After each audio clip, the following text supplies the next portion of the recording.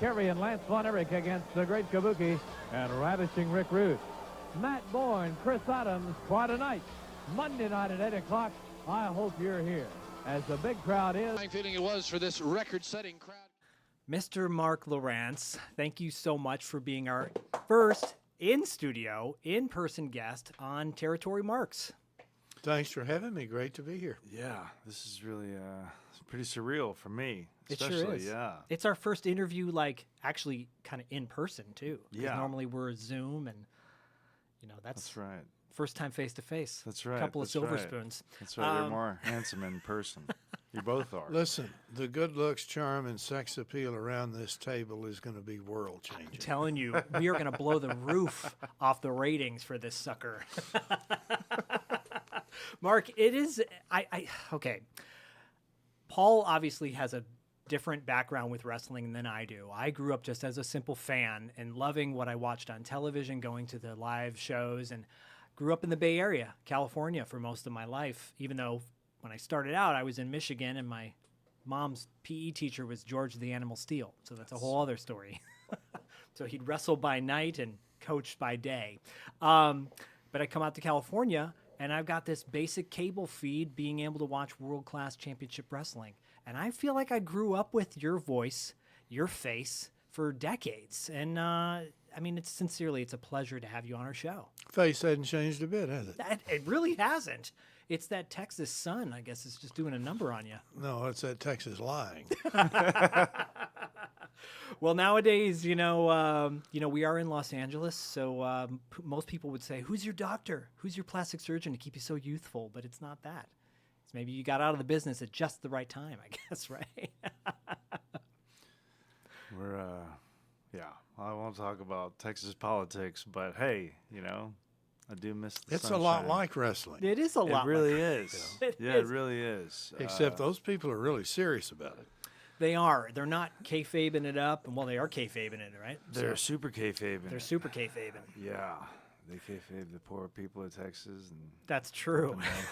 yeah, we won't go to it. That's not Now, this show. Let's get to some wrestling because we want to talk to you. I want to roll it all the way back, if you don't mind, for our listeners, because a lot of our listeners are very astute wrestling fans, but we have a lot of listeners that are new to this sport, new to the idea of what wrestling was in the 80s. They only know what they see now on television. So if you wouldn't mind taking us back to the inception of your career in world class, how did that all come to be? Well, it was either providential or a real accident or some of both. But I was an unmotivated undergraduate student at TCU. I had known since high school that I felt leanings toward the ordained ministry. Okay. But I just didn't want to pursue the academic track at that point in life. I thought maybe when I get older. So my dad finally raised Cain because he was paying the bills and I was moving slow, and I declared radio, TV, film, and did the things that a young broadcaster would do, and did the college, universities, radio station stuff. Okay. And did some of their baseball games and, fun stuff like that. And got a job with the Texas State Radio Network, which was, in those days, a network that provided sports and news services to small stations that couldn't afford a big staff all over the big state of Texas. Right. And so I would do weekend sports for them, and the feed would go out to all those stations. And got hired to do TCU football and basketball for their public address at the stadium and in the arena. Was having great fun. But all of that had slowed my undergraduate career down, and I was cramming a 4-year program into 4.5 years.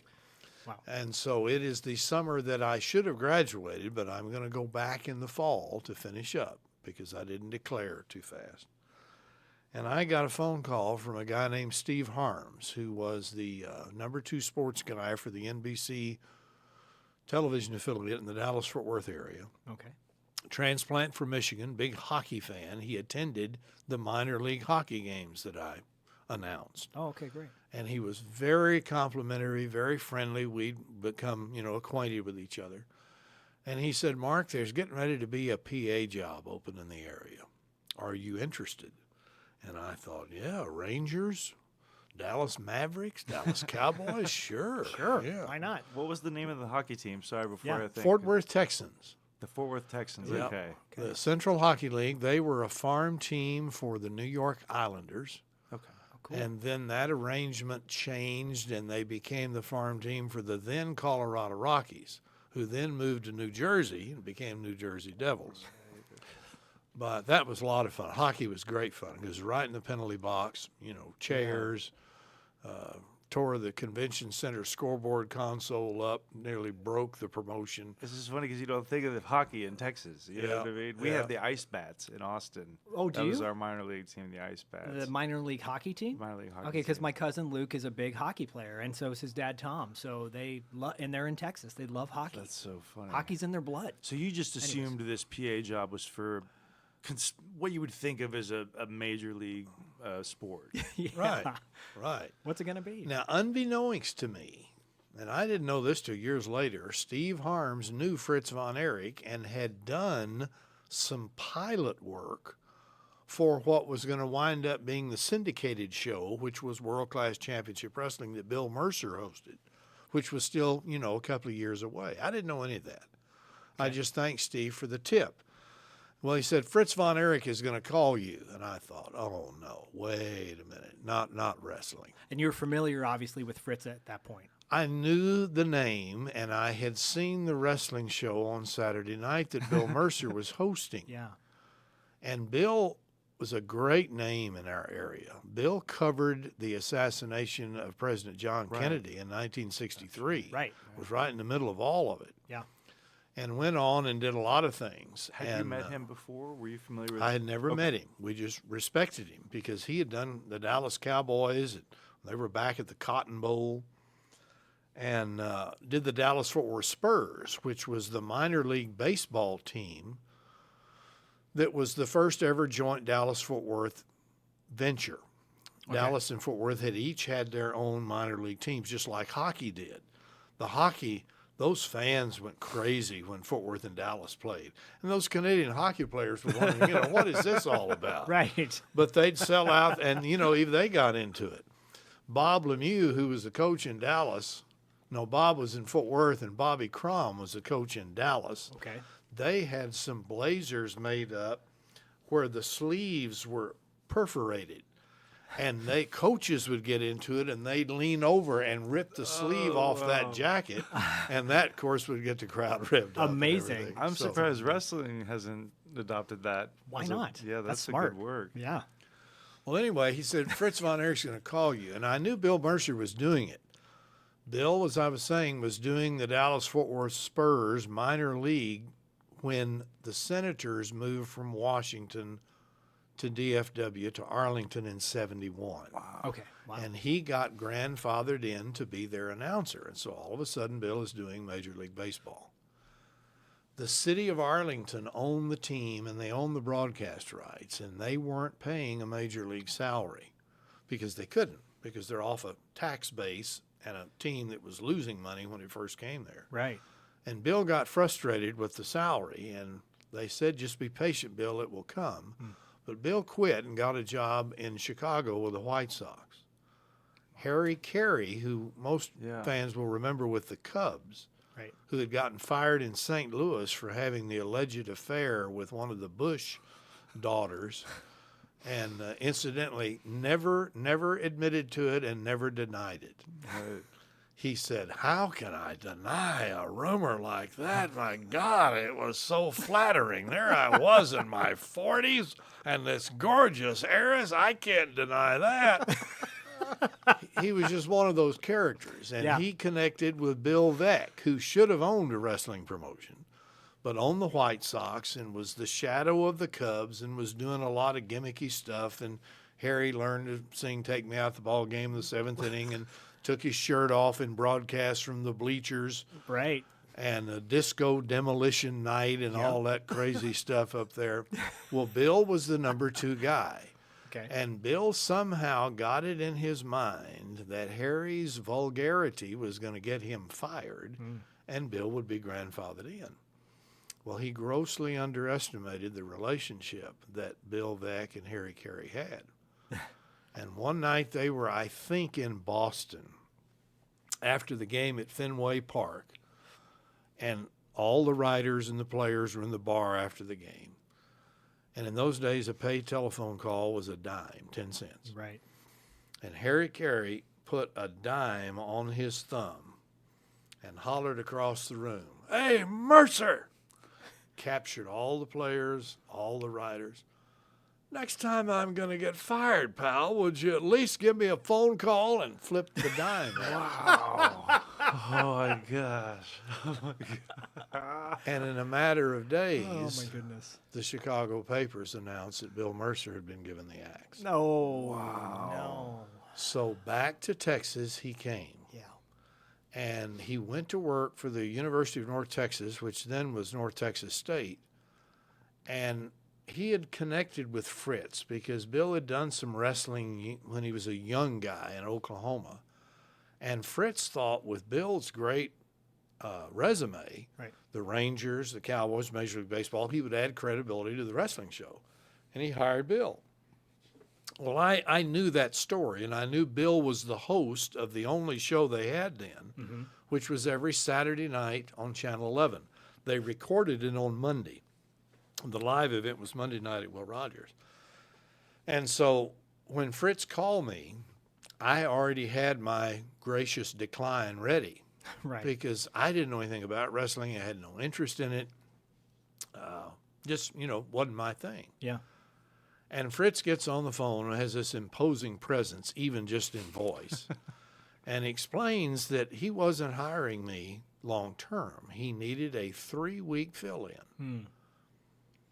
Sunday night is when they ran the Sportatorium, and Monday night is when they ran Fort Worth. He wanted me to work a Monday, Sunday for 3 weeks. Okay. Paid generously, more than I got doing hockey games. And I thought, hell, for 3 weeks, what have I got to lose? What am I going to do if I don't do it? So I agreed to do it, not, sure what I was getting into. Is this going to be shady? Are they going to pay it all? Right. And I showed up at Will Rogers Coliseum on a Monday night, and they had to tell me who the wrestlers were. This is Zach Schaefer. This is Paul London. And then I could, sound good and do the introduction and introduce the referee. But I was that green. They had to teach me everything. And was Bill Mercer there when you got there? When did you first meet him? Bill was there. Okay. This was in the summer of 1981, and Bill was doing the TV. So we didn't have a lot of interaction, but I was introduced. Bill's a great guy. He's very smart. He's very educated, and he's a lot of fun. But I had just met him. He was very courteous, very gracious.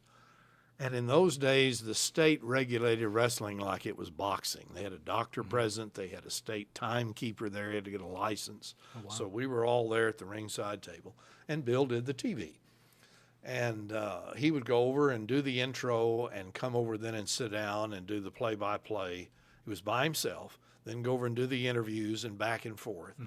And Channel 11 did this as a low-budget deal that Fritz actually paid for. He was buying the time. Okay. And a lot of the territorial promoters bought their own time. Yeah. And there was no post-production. Mistakes stayed mistakes. It was just like doing it live. Yeah.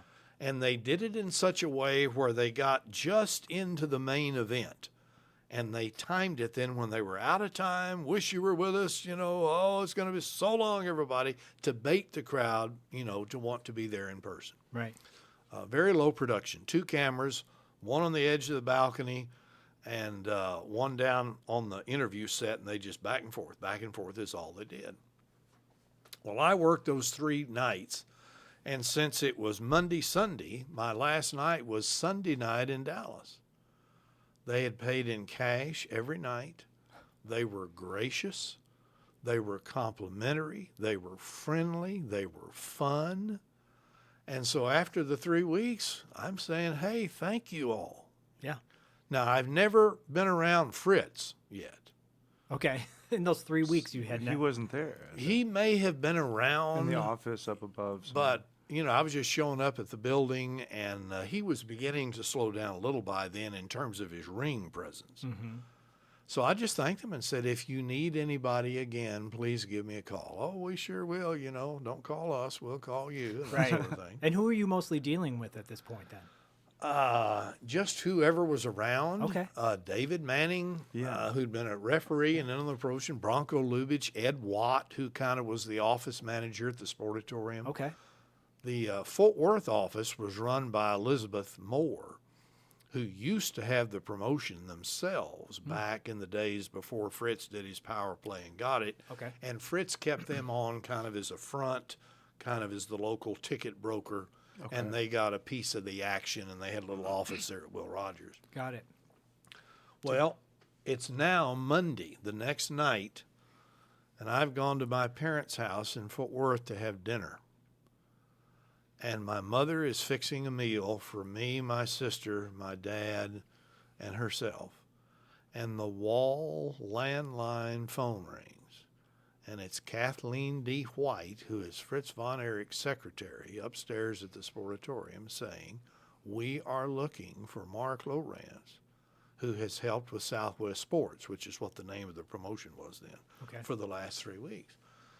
And my mother says, well, that's my son, and he happens to be here right now. Well, there's been a terrible mistake. We need him at the building tonight. Oh. So this was about 6 o'clock. The show started at 8. My mom got dinner on the table. I ate quickly, ran home. I live close to the building. Okay. Put on a coat and tie and got there about 7:45. Wow. And nothing was ever said about what the mistake was or where was the guy that I was replacing. Because he was a singer. His name has been verified in some other stuff, documentary stuff that I've seen. He had gone to Europe to sing for 3 weeks and was supposed to be back. Did he not come back? Or had Fritz not been satisfied with him? Or was the 3-week deal a gig, so if I turned out to be a clown or somebody wasn't very good, Fritz had an easy out? Right. I'll never know. Right. But the ring announcing job became mine. Now, there's no TV involved. Okay. The TV's on Monday that Bill does, and it's a house show that I do the PA, so to speak, and then I do the public address ring announcer in Dallas on Sunday nights. And that's how it started. Wow. Were you familiar with the Sportatorium beforehand? Like, did they own that? I mean, did they own that building, or did you say Will Rogers Auditorium? Will Rogers Coliseum was the big city-owned complex for the rodeo, the circus. They have a big auditorium. Okay. It's an old historic works project administration building with a tower and the Coliseum, the auditorium next to each other. Is it still there? Still there, still Cool. very active. Wow. And they just paid rent to use it every Monday night. The hockey team played there, too. Okay. The Sportatorium was owned by a man named Alfred, who was an older, very successful businessman in Dallas, owned a lot of refrigerated warehouses and other buildings. And he leased the Sportatorium to Fritz. Okay. And as the leasee, Fritz got all the concession. So, you know, when they had a big house on a Sunday night and had a good gate cash. plus the concession, it was a good deal for Fritz. Wow. So Monday rolls around, you race over there, do your job, and that's where you stay for better part of, 10 years or so, maybe? Yeah, that's how it started out. It's crazy. That's With wild. Bill's career at the college, he was also doing football and basketball for North Texas. Yeah. So he was missing a lot, especially during basketball season. Okay. And they were bringing in a guy from the same NBC affiliate. Nice man, really a classy guy. But he obviously knew about as much about wrestling as I did, and he had no passion. And it was just real slow and very deliberate. Right. And Schaefer in a black shirt with white and red, you know. And From baseball, or was he a baseball? Well, no, he never did much play-by-play. He was a sports anchor. He was a librarian, is what he was. That's what it sounded like. And I thought to myself, you know, this is absurd. He's killing the show. Right. Yeah. And on my nerve one night in Fort Worth, I just walked up to Fritz, who by now I had met. He'd Okay. been very complimentary, very gracious. And I said, Fritz, Bill's gone a lot. He's got a lot of neat opportunities. And I mentioned the guy by name. I said, he's a great guy, but Yeah. you need some excitement. Would you be willing to give me a shot at the television? Wow. And Fritz, you know, GD, you've been reading my, puts his arm around me, takes me into the Bookers, which was Gary Hart, and Bronco and David were there, and said, we're sending Mark out with Bill tonight to do some color. And it went well, and the next week Bill was out, and the next week there I stood, ready to be the TV host, still very green. Yeah. But that's how it started. And then, unbeknownst to me, they were in negotiations with Mickey Grant out of Channel 39 in Dallas for what was going to be the syndicated show. Right. Channel 11 was getting ready to go up on the satellite and kind of be like WTBS out of Atlanta, WGN out of Chicago, which meant our show was going to expand there. Yeah. But this syndicated deal really had promise. And they were in the process of moving the Sunday night show at the Sportatorium to Friday nights. Okay. And then they would tape 2-hour-long syndicated tapes on a Friday night and then have a house show the next week. Okay. Just live audience. And Bill was going to be grandfathered in to do the syndicated show because he was a senior guy. Right. And then they gave me Channel 11. And Channel 11 not only went up on the satellite, but when I took over, they expanded from 60 minutes to 90 minutes, and then 90 minutes to 2 hours. Had the highest rating of any program Channel 11 had, and they had the Rangers and the Mavericks, and our ratings were higher. Bigger than that. Yeah. They said, well, it's a different demographic, you know, and we can't get quite the dollar, but it was going great. And that's how it emerged into what you would remember. And then when Bill would be out from the syndicated show, I would step in for him. Otherwise, I was the ring announcer on those world-class shows. Wow.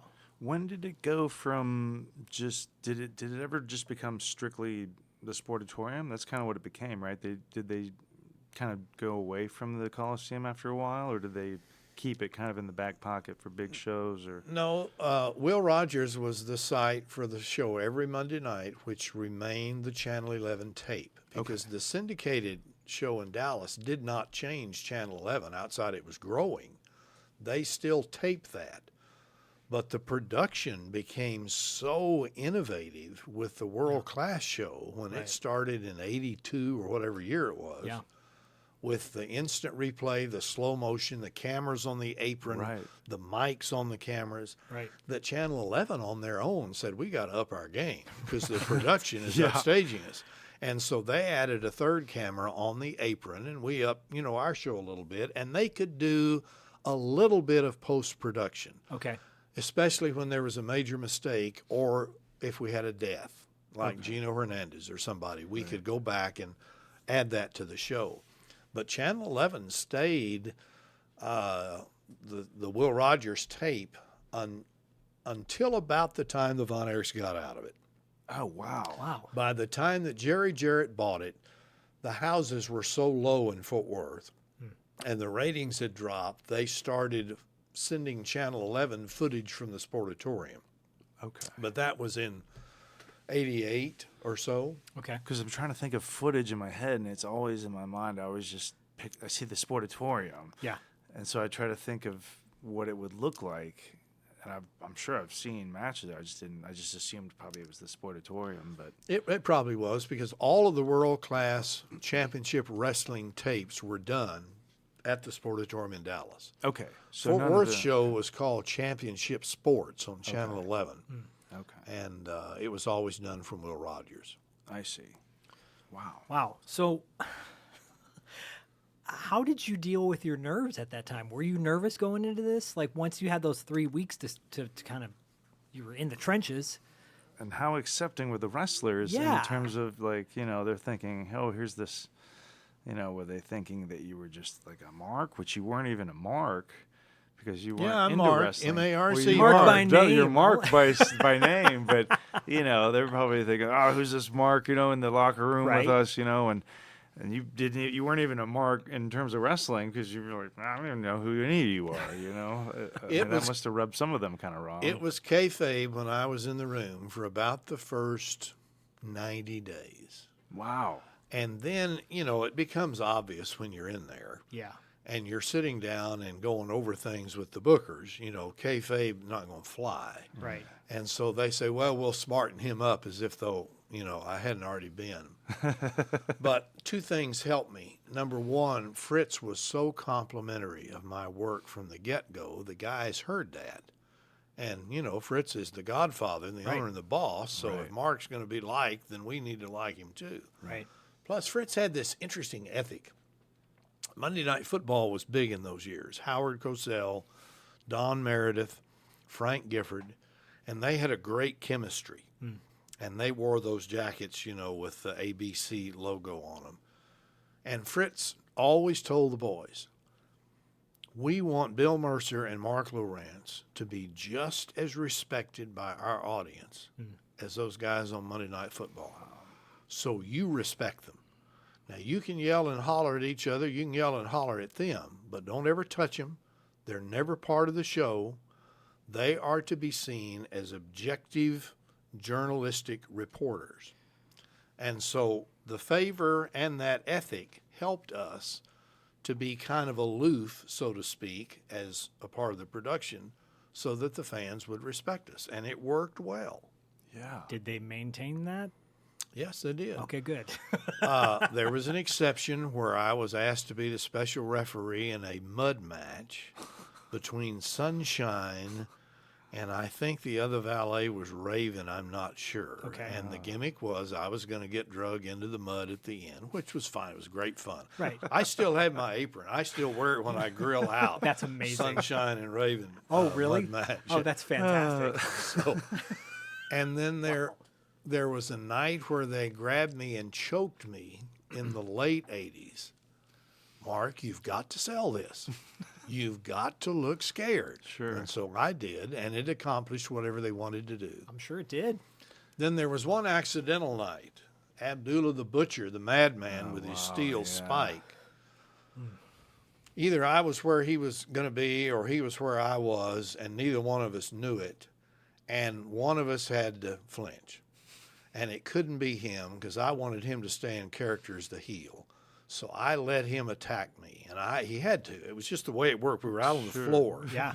And I don't know what he did to me, but I sold it to the best of my ability, hit the ground, went down, had to be helped out, gasping, crowd all, and we called him Abby behind the scenes. He's waiting for me at the door that opened up for the heels. They pulled a deal and opened it and closed it back.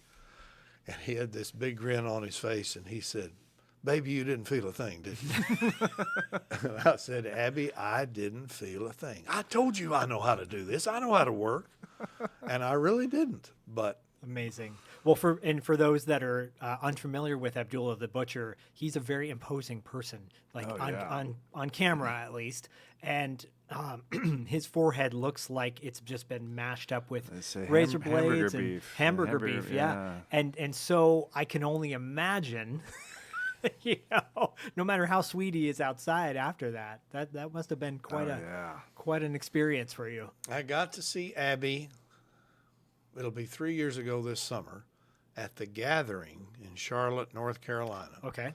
He was on a walker, but he still carried his dinner fork. And there's a picture in my phone of me posing next to him with that fork up on my brow. And so I'm bummed I never went to his restaurant. Oh, yeah, the barbecue place. So you love barbecue, so chicken and waffles and barbecue and Chinese food, I think. Right. I think it was all these things in one somehow. Wow. Oh my gosh. I mean, I also want to talk to you about, most wrestling fans nowadays are so used to a multi-person team in the booth, right? Calling the matches. Right. But we talk about this on the show, having that single voice can be really challenging, and it doesn't always work. But you and Bill, but specifically you, because you're on our show and we're talking to you, Mark, had such a way of carrying the match and describing and having that energy of not just calling it, but also feeling that passion, that excitement at the same time. How did you kind of come into your own as a commentator in that way, just finding your own voice? Well, I got to give a lot of credit to the mystery for that. Okay. To the creator for that, because that was setting me up for a rapport that I was going to need, when I finished and went on into parish ministry. Right. But I remember we were about 8 weeks into me being the regular guy on Channel 11, because Bill had been moved over to the syndicated show. And Fritz took me aside in the locker room in Fort Worth one night and again put his arm around me and he said, Mark, you're sounding great out there, son. But before my chest could bulge, he said, but you look like shit. You've got to stand in front of the mirror at home and let your face express what your voice is expressing. You've got to have some facial animation. Interesting. And he was dead right. Right. Because I was so focused on getting it right, and I have ADD anyway, I've struggled with that all my life, that I was almost stone-faced. And he said, we don't want the crowd to think you're arrogant. And so I took that to heart and began on the interviews and the promos where people could see me to do the facial expressions. And then to realize that I was the play-by-play guy, as well as the promoter, as well as the color guy, and the damage control psychologist. Right. And so I used to try to blend all that in, and I began to talk to the audience in an almost personal, hokey-like way. And some of that goes back to old Harry Carey that we talked about with Bill Mercer, because he was the master at that. Yeah, he really was. And he came across as the friend that everybody knows in the town pub. Mm-hmm. And he would read names, the so-and-sos are here from Chenoa, Illinois, and the producers of WGN didn't like that. Okay. And they would shovel names to him, fictitious names, and Harry would never catch on. The Blundermuffins are here tonight from Joe's Barn Grill in Streeter, Illinois, But I picked up just enough of that to help the audience feel comfortable with me. Yes. To trust me, and that's how all that worked. And it was fun to be the one guy. And when they did send a color guy out, it was an adjustment. Right. And in the later years, especially when Jarrett took over and we had regular color people, Frank Dusick or whomever it might be, it was very, very different. And while the color person brings some perspective, you don't get to carry the storyline as well, because you can't talk about what happened last week and 2 weeks ago. Right. And compare with where this is going. So there are advantages to, both approaches. I see you standing in front of your mirror as a young person in your 20s and, with your jacket on, your whole outfit, with your facial expressions. Because as an actor, we do the same thing. I remember when I first started taking voice acting lessons, and my coach was like, we're doing the whole expressions, full body movement, everything. Just make sure you stay in front of the mic, and you don't think about that. When you just hear the voice, you don't think about what they're doing. It's all different now, but way back then, talk about, you have a whole experience, and what a great lesson that Fritz gave you. What a gift he gave you in that recommendation. Is that clearly helped you. We watched a match with, it was Kerry Von Erich versus Sid Vicious from 1988. And you were with Frank Dusick on commentary, and it did have a different vibe to it. Frank very much had that, WWF type voice, the Jesse Ventura thing, but you maintained your composure. And that's that glue that keeps you invested into the match. It's not necessarily the little quips and the one-liners or whatnot. Right. I think the Skandor Akbar was coming in and interfering with you too at the time. Yeah. So. That was such a great guy. I had a hard time keeping a straight face with him. Really? Yeah. And when his folding chair would collapse and other accidents would happen, we would just bury our head. But it's interesting. I learned back in that one-man show era Yeah. that when you're doing an interview and the heels are going on, you don't have to respond to them verbally. What you say with your eyes or with your facial expression, you can feign mistrust or confusion, and the audience will pick up on that without ever coming out of the journalistic objectivity that Fritz wanted. And all of that stuff helped. So, were there any wrestlers in particular that also might have helped in that regard in terms of, just any kind of advice from their standpoint, Because, when I watch wrestling now, it really irritates me when I see wrestlers grab the microphone out of, the hand of who's interviewing them, and then they just kind of disappear. Yeah. And that's just, to me, that it just looks terrible and it's disrespectful. But I think a lot of wrestlers, especially today, aren't brought up with a sense of pride for the craft and the history, and a lot of that etiquette goes away. So I'm curious if there were wrestlers that also helped to smarten you up, in addition to, everyone who was behind the scenes, but and in front of the camera in your position, but wrestlers with just that knowledge and that were just generous, the boys had very little to say about any of it. Wow. They would complain about me a little bit and about Bill a lot as being too sophisticated at times.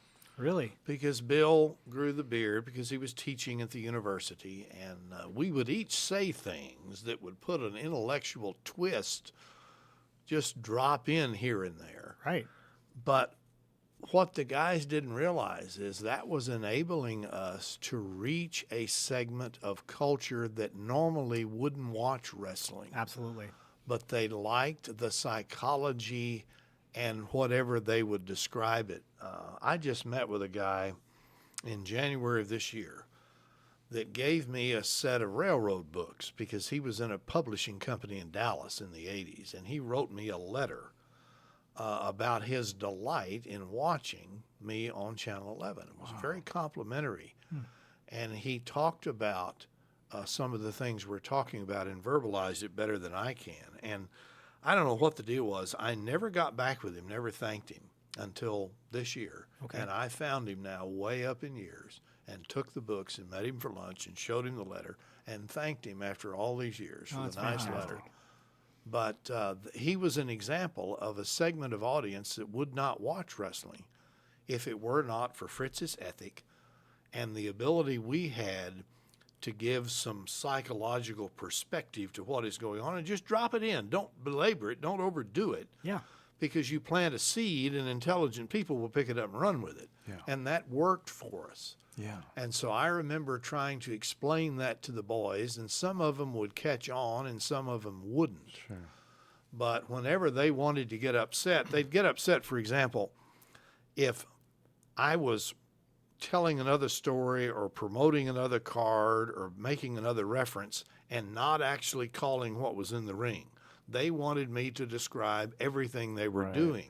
But in my world, I had to take care of the business and pace myself into the match as it got to critical moments. Right. And some of the younger guys, some of the more egotistical guys couldn't accept that. Sure. They wanted to focus on them. And I would just listen to them and love them and go on about my business. Sure. Well, I think that's kind of what we do on our show. There's a lot to rail on or criticize, but we try to focus on that positivity, which is what pushes you forward ultimately in life. And I'm curious, can you name anybody that stands out to you that was supportive of you in that way? Any of the boys? Well, Ric Flair, and I'm sure he did this with everybody. He was the world champion then, as you know, had followed Harley Race.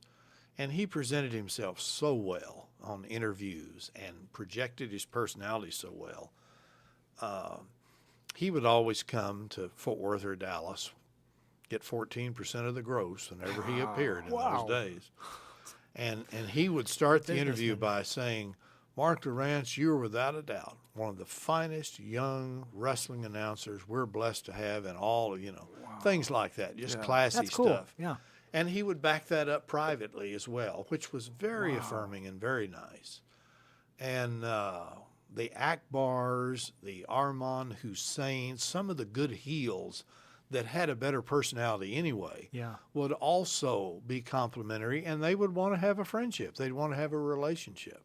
That's great. And that was great. I loved Hussein. He was so much fun. He wasn't one of the big names, and he wasn't as precise in the ring as a great worker would be, but he was so much fun, and he was so good with the crowd as a heel, and he was just hilarious.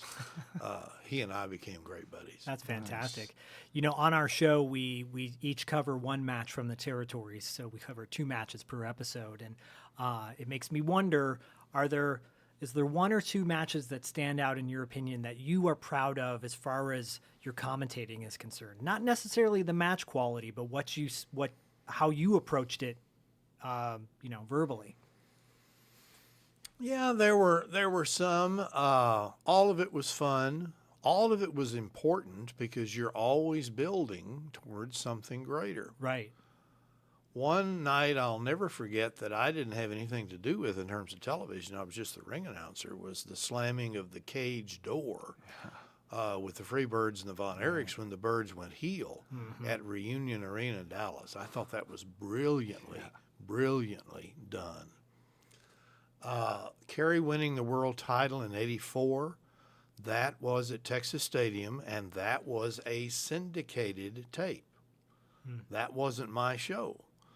But Bill was going to be out, which he was regularly, and he had told Fritz 6 or 8 weeks in advance that May the whatever it was date, he had to be somewhere, and it really made Fritz mad because this was the pinnacle of the whole promotion. Yeah, he said, "Well, I won't use the language. That's fine. We'll just use Marc Lowrance."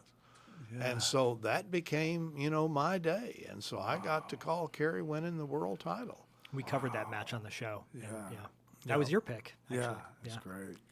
And, in that environment with 38,000 people there, it was hard not to get pumped. And you'd had the emotion of David's death. Right. And, it had a little bit of a church quality to it. I was going to say it maybe helped prepare you for the ministry with that gospel of the crowd. Sure. All in support of what was going on in that ring, and that family. Well, it's interesting you mentioned the church. You can imagine the Sportatorium. You felt the electricity from that in the Texas Stadium. Yeah. My church work a lot of times was more... The audience was very different. Like the church I went to when I was a kid. I never had the same appeal. I tell people now, I gave my backside for 33 years in the church to love people, preach, build the church, raise the money, build the buildings, and now that I'm done, nobody remembers my name. But 9 years with a wrestling promotion, and I'm going all over the country. So I tell you what, and God bless you for that, because this is the era we love. It's the era that needs to be reminded. Today's audience, today's generation. I sound like an old guy. They forget. We're short attention span theater. It's more so now than it was when we were coining that phrase, short attention span theater. With flipping up things and scrolling things. But I think, just in the same way that we never got rid of books when ebooks came out, right? They said, "Oh, books are dead. No one's going to read books anymore." They didn't die. Same with records, vinyl's over. We're just going straight to MP3 and iPods. It's making a comeback. It continues. And, it's got a niche audience. I think wrestling is that way too. I think there's going to be those fans that go, "No, I want to know where this started. I want to know where these guys came from, where they got their knowledge from." Well, I think that the level of realism, because everything was approached with the essence of realism, Right, you approach it with realism. That's going to always translate no matter what year you watch it, no matter if it's slower or whatever, because of course the athleticism today is different. It's better than it's probably ever been athletically. Yes. Of course, technology has improved, supplements have improved, blah, blah, blah, blah, blah, whatever. but there are more injuries than ever, right? There are more injuries than ever, and the work looks more ridiculous than ever, and just unbelievable. It just, constant shotgun blasts to the face, and they're still alive, and they're, and so it's you don't want to digest that because I can't.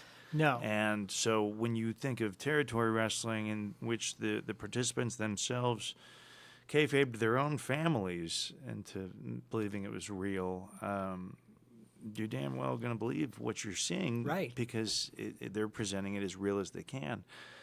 So it's, to me, it's timeless. It's I could watch it forever. Well, Paul, what you're describing is not only absolutely accurate in my opinion, but those old regional territory promoters understood that, and they had lived it. And Jerry Jarrett, who was very, very smart and very educated, actually developed his own term for what you're describing, and he called it suspension of disbelief. And it's a fine line, right, to suspend the natural inclination to disbelieve this. Right.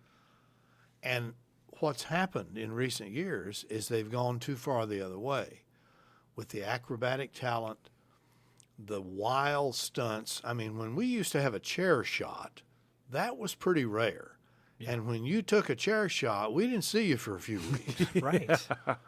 And that's what has changed. And it may be an overcompensation for the loss of kayfabe to try to get it back, but it's just too much. Yeah. I think kayfabe is a never-ending commitment to the pride of the craft, to the mystique.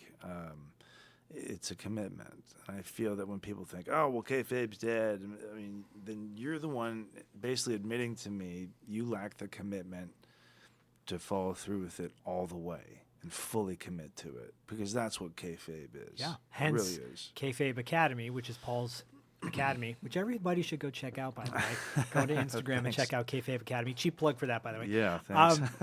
As we start to wrap up, we have a couple questions from fans. I wanted to get in just a couple. I want to get his name right. Scott Lawrence asked you a question. He said, World Class was well produced both in ring and behind the camera. He'd like to know about the impact behind the scenes with the crew, specifically the work of the great Lee Martin and his team at Lee Martin Productions. Can you speak about kind of the impact that they had on the overall product? Well, in Fort Worth, we had a director named Jim Lunn, and the improved production there was all run by him, and he took pride in his work. In Dallas, Keith Mitchell was our main producer for the Channel 39 show. Okay. And they took great pride in what they did, and the crew had creative input and fun with what they were doing, and they were proud of what they did. Right. And as the ratings skyrocketed locally, as the syndicated market skyrocketed, and it was being seen all over the world, they really took pride in it, and that was fun, and it was very contagious to be around. Yeah, I mean, it got basically, this is, and correct me if I'm wrong, but this is what Jerry and then Vince ended up basically just taking all of that and using it, and a lot of people don't think of where it really was rooted. No, right here, right. And that's where it started. And so, it's funny because people think like, oh, well, Vince was like so innovative with his cameras for the XFL and stuff like that. I'm like, no. I feel like that's still rooted all the way back to the Sportatorium. Right. Well, and see, Fritz was really the first who did that, because Fritz was the first guy whose show got seen in other promoters' territories. Yeah. Because Exactly. before, everybody else had their own TV in the territory. Right.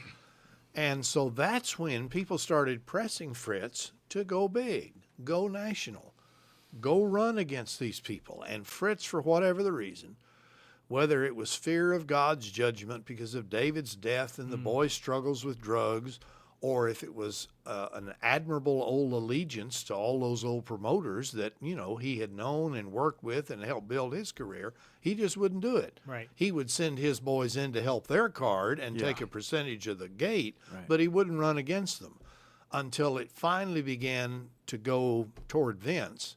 And we we flew to Boston for some shows there. Fritz was too cheap to rent the Boston Garden, so we went to the Lynn Municipal Stadium outdoors and still pulled a big house. I bet you did.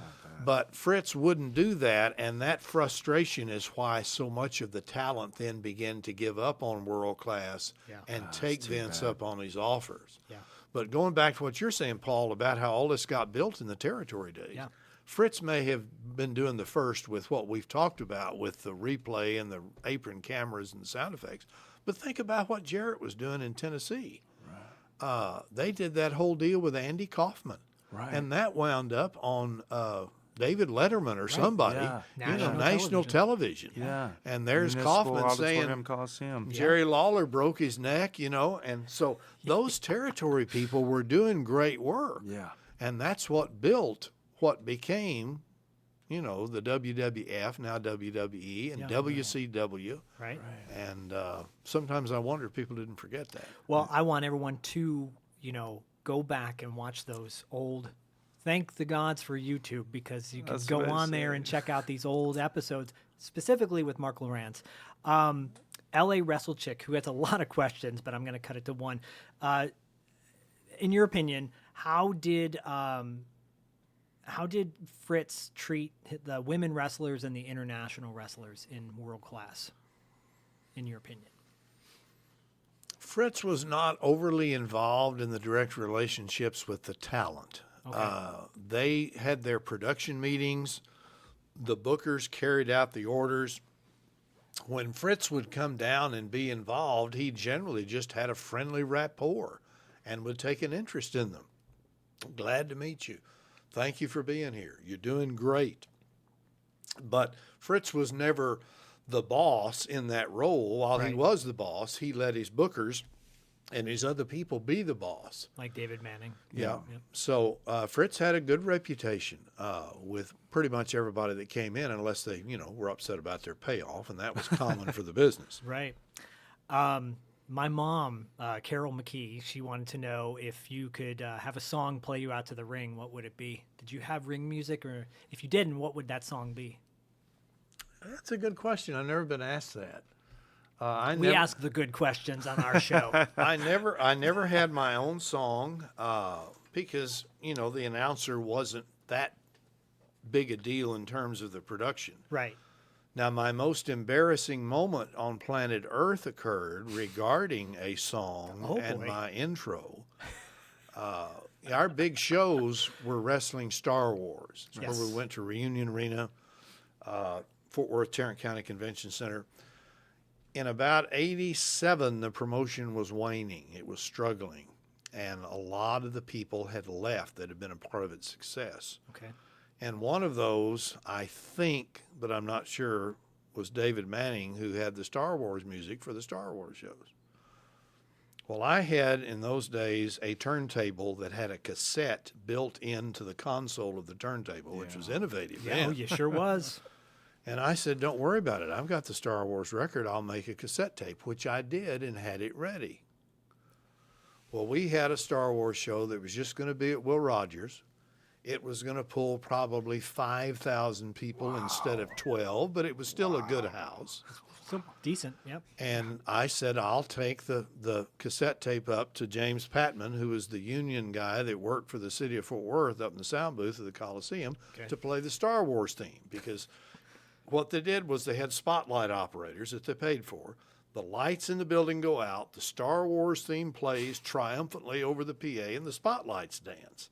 And then they zone in on me, and it's a rousing, good evening, ladies and gentlemen, boys and girls, and we go from there. Well, I had started seminary. Okay. And I was going to have to miss a New Testament class that met at night to call the TCU basketball game. The professor was a big basketball fan. He thought it was neat that I was the announcer. Oh, yeah. He said, don't worry about it. Just tape the lecture, and I'll count you present. Well, that night I grabbed a cassette tape, take it out to the seminary classroom, and record the lecture. Unbeknownst to me, a few weeks later, it's time to go to Will Rogers for this Star Wars show, and I take the cassette up to James Patman.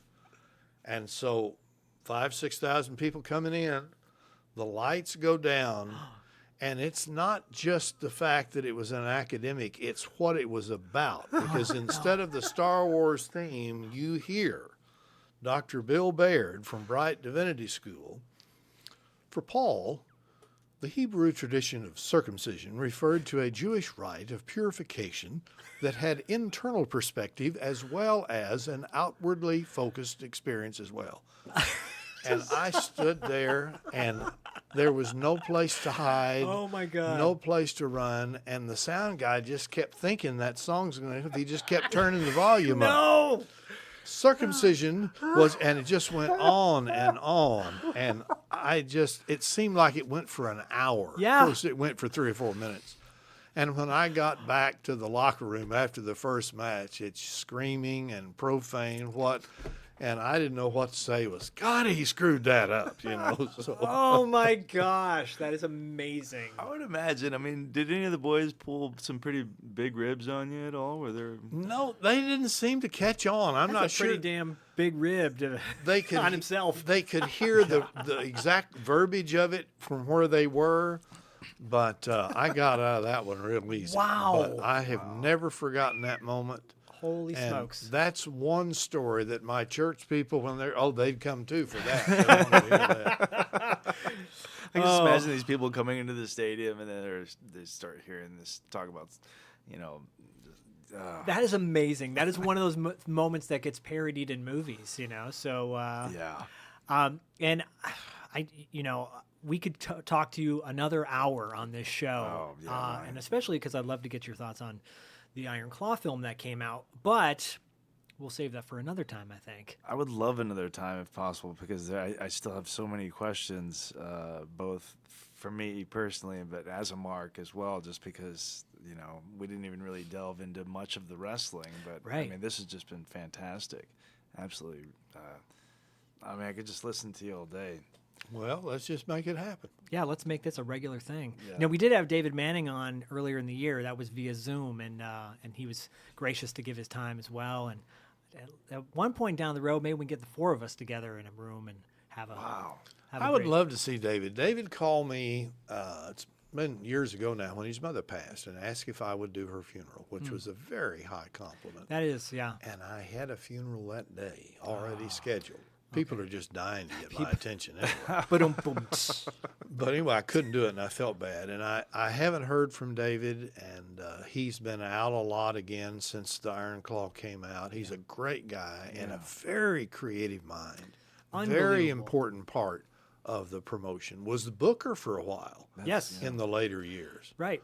And I think that was one of the many reasons why we wanted you on the show, why we had David on the show, is to preserve that legacy, that it wasn't just one family or one man or 2 brothers or 3 brothers. It was an entire organization that made this company work so well for such a long period of time.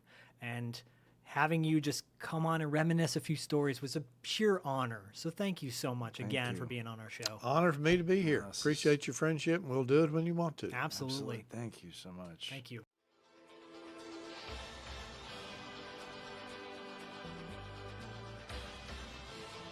Schaefer, Paul London, 2 great minds, great hosts here on Territory Marks. Hi, everybody. I'm Marc Lowrance, longtime voice of championship sports and world-class championship wrestling from Dallas, Fort Worth, the Great Sportatorium, Will Rogers Coliseum, Reunion Arena, Texas Stadium, and other great sites. Great to be with you. Great to be a part of this production. We want to share our story with you and hear your stories and your questions. Thanks for being with us, and we'll see you again very soon. Perfect.